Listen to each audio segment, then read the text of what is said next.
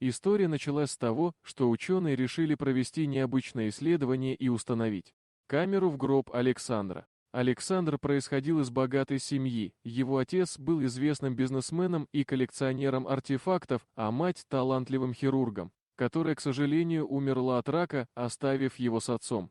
После смерти матери Александр остался один с отцом, который, хотя и любил сына, был поглощен своей работой и коллекцией. Вскоре отец Александра тоже ушел из жизни, оставив его в одиночестве, и мальчику пришлось научиться жить без родительской поддержки. После этого в его жизни появились сводная сестра Виктория и мачеха Мария, которые поддерживали Александра в трудные времена. Виктория, полной решимости помочь брату, предложила ему вернуться в родительский дом, где он мог бы начать восстанавливать город, который когда-то процветал благодаря его семье. Однако, несмотря на все усилия, Александр вскоре был найден мертвым в своем доме, и Виктория, в панике, отвезла его в больницу. Врачи не смогли определить причину его смерти. Но Виктория, не желая, чтобы вскрытие разрушило их семью, настояла на отказе от этой процедуры.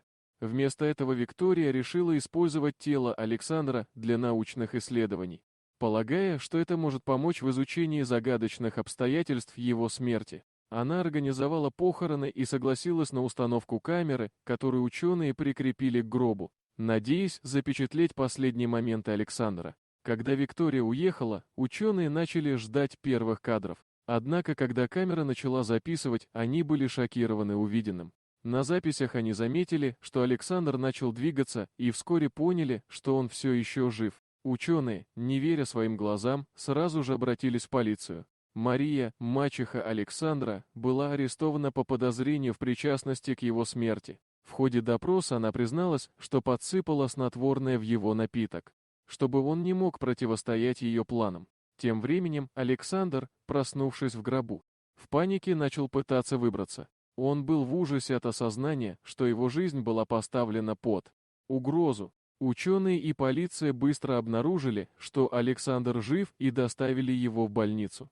Мария была приговорена к тюремному заключению за свои действия, а Виктория, осознав, что ее брат был жертвой предательства, извинилась перед ним, полное раскаяние. Александр, хоть и переживший ужасные события, был благодарен за второй шанс. Вместе с Викторией он решил восстановить свою жизнь и заняться тем, что действительно важно: поддержкой друг друга и восстановлением семьи.